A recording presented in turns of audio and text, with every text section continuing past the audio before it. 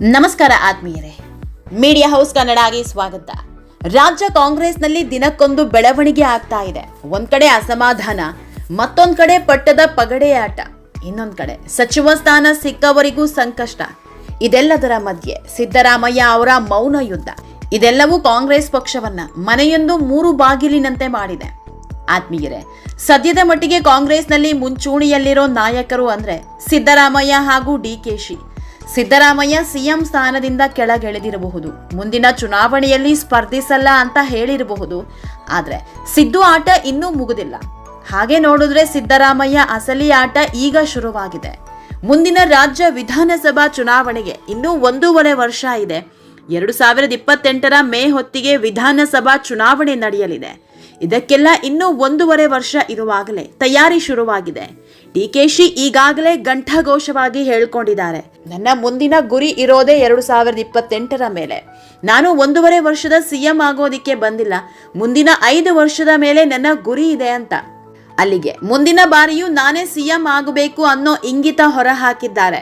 ಇನ್ನೊಂದ್ ಕಡೆ ಸಿದ್ದು ಕೂಡ ಸೈಲೆಂಟ್ ಆಗಿ 2028 ರಣತಂತ್ರ ಶುರು ಮಾಡಿದ್ದಾರೆ. ಸಿದ್ದರಾಮಯ್ಯ ಮೌನವಾಗಿದ್ದಾರೆ ಅಂದ್ರೆ ಎಲ್ಲೋ ದೂರ ಆದ್ರು ಅಂತಲ್ಲ, ಮೌನದಲ್ಲೇ ಮಹಾಯಾನ ಶುರು ಮಾಡಿದ್ದಾರೆ ಅಂತ ಅರ್ಥ. ಅದರಲ್ಲೂ 2028ಕ್ಕೆ ತನ್ನ ಮಗನನ್ನ ಯಶಸ್ವಿ ನಾಯಕನನ್ನ ಮಾಡೋದಕ್ಕೆ ಸಿದ್ದು ಅಣಿಯಾಗಿದ್ದಾರೆ. ಹೇಗೆ ಮಲ್ಲಿಕಾರ್ಜುನ ಖರ್ಗೆ ಪುತ್ರ ಪ್ರಿಯಾಂಕ್ ಖರ್ಗೆ ಕಾಂಗ್ರೆಸ್ನಲ್ಲಿ ಎಮರ್ಜ್ ಆಗ್ತಿದಾರೋ, ಅದೇ ರೀತಿ ಮುಂದಿನ ಚುನಾವಣೆಯಲ್ಲಿ ಯತೀಂದ್ರ ಸಿದ್ದರಾಮಯ್ಯರನ್ನ ಮುಂಚೂಣಿ ನಾಯಕನನ್ನಾಗಿ ಮಾಡೋದಕ್ಕೆ ಮಹಾ ಪ್ಲಾನ್ ಮಾಡಿದ್ದಾರೆ. ಈ ಕುರಿತ ಇಂಟ್ರೆಸ್ಟಿಂಗ್ ಮಾಹಿತಿಯನ್ನ ನಿಮ್ಮ ಮುಂದಿಡ್ತಾ ಹೋಗ್ತೀವಿ. ವಿಡಿಯೋನ ಸ್ಕಿಪ್ ಮಾಡದೆ ಕೊನೆವರೆಗೂ ನೋಡಿ, ಅಲ್ಲದೆ ನಮ್ಮ ಚಾನೆಲ್ನ ಸಬ್ಸ್ಕ್ರೈಬ್ ಮಾಡೋದನ್ನ ಮರಿಬೇಡಿ. ಆತ್ಮೀಯರೇ, ಸಿದ್ದರಾಮಯ್ಯ ಅವರ ಚುನಾವಣಾ ರಾಜಕೀಯ ಕೊನೆ ಘಟ್ಟದಲ್ಲಿದೆ. ಈಗಾಗಲೇ ಮತ್ತೆ ಚುನಾವಣೆಗೆ ಸ್ಪರ್ಧಿಸಲ್ಲ ಅಂತ ತಾವೇ ಹೇಳಿದ್ದಾರೆ. ಹೀಗಾಗಿ ತಮ್ಮ ಸ್ಥಾನದಲ್ಲಿ ಮಗನನ್ನ ತಂದು ಕೂರಿಸೋದಕ್ಕೆ ಎಲ್ಲ ಕಾರ್ಯತಂತ್ರ ರೂಪಿಸ್ತಿದ್ದಾರೆ. ಸಿಎಂ ಸ್ಥಾನದಿಂದ ಕೆಳಗಿಳಿದ ಮೇಲೆ ಸಿದ್ದರಾಮಯ್ಯ ಅತಿ ಹೆಚ್ಚು ಮೈಸೂರಲ್ಲಿ ಸಮಯ ಕಳೀತಿದ್ದಾರೆ. ಆಗಾಗ ಮೈಸೂರಿಗೆ ಪ್ರವಾಸ ಮಾಡ್ತಿದ್ದಾರೆ. ಯಾಕಂದ್ರೆ ಮೈಸೂರು ಸಿದ್ದರಾಮಯ್ಯ ಅವರ ಕರ್ಮಭೂಮಿ. ಇದೇ ಮೈಸೂರಿಂದ ಅಲ್ವಾ ಸಿದ್ದರಾಮಯ್ಯ 2 ಬಾರಿ ಮುಖ್ಯಮಂತ್ರಿಯಾಗಿರೋದು. ಹೀಗಾಗಿಯೇ ಮೈಸೂರಲ್ಲಿ ಮಗನನ್ನ ಮತ್ತಷ್ಟು ಗಟ್ಟಿ ಮಾಡೋದಕ್ಕೆ ಮುಂದಾಗಿದ್ದಾರೆ.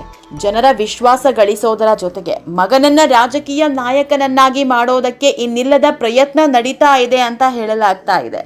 ಇದೇ ಕಾರಣವೂ ಏನೋ ಗೊತ್ತಿಲ್ಲ, ಈ ಬಾರಿ ಮೈಸೂರಿನಿಂದ ಒಬ್ಬರು ಮಾತ್ರ ಸಚಿವರಾಗಿರೋದು, ಅದು ಕೂಡ ಯತೀಂದ್ರ ಸಿದ್ದರಾಮಯ್ಯ. ಹೀಗಾಗಿ ಯತೀಂದ್ರ ಕೂಡ ಇಡೀ ಮೈಸೂರು ಸುತ್ತೋ ಕೆಲಸ ಮಾಡ್ತಿದ್ದಾರೆ. ಅಷ್ಟೇ ಯಾಕೆ, ತಮ್ಮ ತಂದೆ ಜೊತೆ ಮುನಿಸಿಕೊಂಡವರನ್ನ ಒಗ್ಗೂಡಿಸೋ ಕೆಲಸವನ್ನು ಯತೀಂದ್ರ ಮಾಡೋದಕ್ಕೆ ಮುಂದಾಗಿದ್ದಾರೆ. ಕೆಲ ದಿನಗಳ ಹಿಂದೆ ಮೈಸೂರಲ್ಲಿ ಕಾಂಗ್ರೆಸ್ ನಾಯಕರು ರಹಸ್ಯದ ಸಭೆಗೆ ಮುಂದಾಗಿದ್ರು. ಸಚಿವ ಸ್ಥಾನ ಸಿಕ್ಕಿಲ್ಲ ಅನ್ನೋ ಸಿಟ್ಟಲ್ಲಿ ಮೀಟಿಂಗ್ ಹಮ್ಮಿಕೊಂಡಿದ್ರು. ಈ ವಿಷಯ ಗೊತ್ತಾಗ್ತಿದ್ದಂತೆ ಯತೀಂದ್ರ ಅವರೇ ಖುದ್ದು ಅಸಮಾಧಾನಿತರ ಭೇಟಿ ಮಾಡಿದ್ರು. ಅವರ ಸಮಸ್ಯೆ ಆಲಿಸೋದರ ಜೊತೆಗೆ ನಿಮ್ಮ ಜೊತೆ ನಮ್ಮ ತಂದೆ ಇದ್ದಾರೆ ಅನ್ನೋ ಸಂದೇಶ ಕೊಟ್ಟು ಬಂದಿದ್ರು. ಇದರ ಬೆನ್ನಲ್ಲೇ ಸತೀಶ್ ಜಾರಕಿಹೊಳಿ ನಿವಾಸಕ್ಕೆ ಯತೀಂದ್ರ ಅವರೇ ಹೋಗಿದ್ರು. ಸುಮಾರು 1 ಗಂಟೆಗೂ ಹೆಚ್ಚು ಕಾಲ ಮಾತುಕತೆ ನಡೆಸಿ ಬಂದಿದ್ರು. ಈ ಮೂಲಕ ಮತ್ತೆ ಸಿದ್ದರಾಮಯ್ಯ ಬಣವನ್ನ ರೆಡಿ ಮಾಡೋ ಕೆಲಸವನ್ನ ಯತೀಂದ್ರ ಮಾಡ್ತಿದ್ದಾರೆ ಅನ್ನೋ ಮಾತಿದೆ. ಆತ್ಮೀಯರೇ, ಎಐಸಿಸಿ ಅಧ್ಯಕ್ಷ ಮಲ್ಲಿಕಾರ್ಜುನ ಖರ್ಗೆ ಪುತ್ರ ಪ್ರಿಯಾಂಕ್ ಖರ್ಗೆ ಕಾಂಗ್ರೆಸ್ನಲ್ಲಿ ದಿನೇ ದಿನೇ ಶೈನ್ ಆಗ್ತಿದ್ದಾರೆ. ಅಪ್ಪನ ಹೆಸರಲ್ಲಿ ರಾಜಕೀಯಕ್ಕೆ ಬಂದರೂ ಕೂಡ ತಮ್ಮದೇ ಪ್ರಭಾವ ಬೆಳೆಸಿಕೊಳ್ತಿದ್ದಾರೆ. ಅದರಲ್ಲಿ ಈ ಬಾರಿ ಗೃಹ ಸಚಿವರಾದ ಮೇಲಂತೂ ಪ್ರಿಯಾಂಕ್ ಖರ್ಗೆ ವರ್ಚಸ್ಸೇ ಬೇರೆಯಾಗಿದೆ. RSS ವಿರುದ್ಧ ಸಮರ ಸಾರಿರೋ ಪ್ರಿಯಾಂಕ್ ಖರ್ಗೆ ರಾಷ್ಟ್ರ ಮಟ್ಟದಲ್ಲೂ ಸುದ್ದಿಯಾಗ್ತಾ ಇದ್ದಾರೆ. ಹೀಗಾಗಿ ಯತೀಂದ್ರ ಕೂಡ ಇದೇ ನಿಟ್ಟಲ್ಲಿ ಹೆಜ್ಜೆ ಇಡೋದಕ್ಕೆ ಸಕಲ ತಯಾರಿ ನಡೀತಾ ಇದೆ. ಸಿದ್ದರಾಮಯ್ಯ ಪುತ್ರ ಈ ಬಾರಿ ಸಚಿವರಾಗಿದ್ದಾರೆ. ಮಿನಿಸ್ಟರ್ ಆಗಿ 1.5 ವರ್ಷ ಪಳಗಿದ್ರೆ ಅವರಿಗೂ ಒಂದು ಹಿಡಿತ ಸಿಕ್ಕಂತಾಗುತ್ತೆ. ತದನಂತರ 2028 ಚುನಾವಣೆಯಲ್ಲಿ ಮುಂಚೂಣಿಗೆ ಬಂದು ನಿಲ್ಲಬಹುದು. ದೊಡ್ಡ ಹುದ್ದೆ ಮೇಲೂ ಕಣ್ಣಿಡೋ ಹಂತಕ್ಕೆ ಹೋಗಬಹುದು ಅನ್ನೋ ಲೆಕ್ಕಾಚಾರ ಹಾಕಿದಂತೆ ಕಾಣ್ತಾ ಇದೆ. ಈಗಾಗಲೇ ಸಿದ್ದರಾಮಯ್ಯ ಅಹಿಂದ ಸಮಾವೇಶ ಶುರು ಮಾಡಿದ್ದಾರೆ. ಇದೆಲ್ಲವೂ ತಮಗಾಗಿ ಅಲ್ಲ, ತಮ್ಮ ಮಗನಿಗಾಗಿ. ರಾಜಕೀಯದಲ್ಲಿ ತಮ್ಮ ಶಕ್ತಿ ಇನ್ನೂ ಕುಂದಿಲ್ಲ ಅನ್ನೋದನ್ನ ತೋರಿಸಿಕೊಳ್ಳೋದಿಕ್ಕಾಗಿ ಸಿದ್ದರಾಮಯ್ಯ ಅವರ ಒಂದೊಂದು ಹೆಜ್ಜೆಯು ಮಗನ ರಾಜಕೀಯಕ್ಕೆ ಅಡಿಪಾಯ ಆಗಲಿದೆ. ಆತ್ಮೀಯರೇ, ಸಿದ್ದರಾಮಯ್ಯ ಅಹಿಂದ ನಾಯಕನಾಗಿ ಗುರುತಿಸಿಕೊಂಡವರು. ಅದರಲ್ಲೂ ಕುರುಬ ಸಮುದಾಯವನ್ನ ಎಂದೂ ಬಿಟ್ಕೊಟ್ಟಿಲ್ಲ. ಹೀಗಾಗಿಯೇ ಕುರುಬ ಸಮುದಾಯ ಸಿದ್ದು ಬೆನ್ನಿಗೆ ನಿಂತಿರೋದು. ಇದೇ ವಿಶ್ವಾಸವನ್ನ ಗಳಿಸಿಕೊಳ್ಳೋದಕ್ಕೆ ಯತೀಂದ್ರ ಕೂಡ ಹೆಜ್ಜೆ ಹಾಕ್ತಾ ಇದ್ದಾರೆ.